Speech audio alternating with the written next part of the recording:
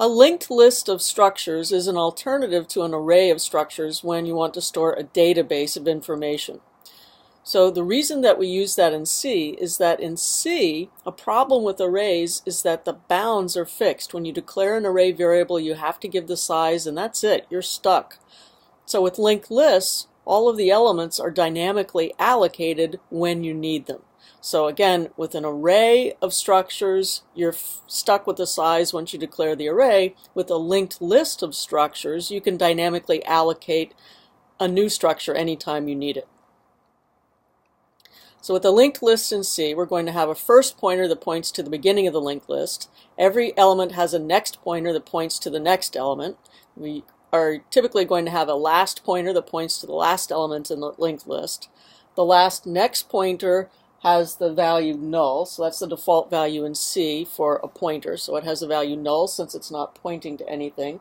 And it's always important to maintain the integrity of the linked list by making sure that all of these things are true. First points to the beginning, last points to the end, the next pointers actually hook things up, and the last next pointer is null. Okay, so here's an example of what a linked list looks like. We have a first pointer pointing to the first element, the first structure in the linked list, and I'll keep it simple and just have an integer data member and a next pointer that points to the next structure, the next element in the linked list. And again, a simple integer data member and a next pointer pointing to the next. When we get to the end, the last next pointer has the value null. So first points to the beginning, last points to the end, the next pointers actually hook the list up, and the last next pointer is null.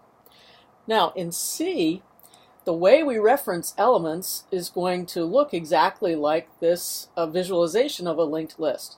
So first is a pointer. The value of first is going to be the address of this structure. Star first, using the dereferencing operator, is the structure that's in that location.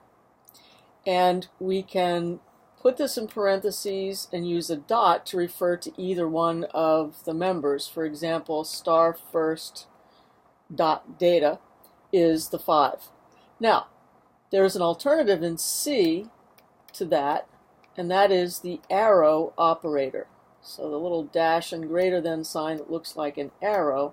First arrow data is exactly the same thing as, in parentheses, star first dot data. So first arrow gets me to the structure, data gets me to the data member within that structure. So let's say I wanted to refer to the 33. I could start at the beginning. I could say first,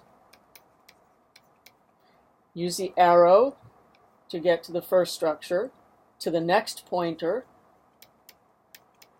follow its arrow. So first arrow, next arrow gets me to the second structure. Let's go to the next pointer again. Arrow, data. First arrow, next arrow, next arrow, data gets me to the 33. Or, using the last pointer, I could just say last arrow data. So this is exactly the notation in C that we would use to refer to an element.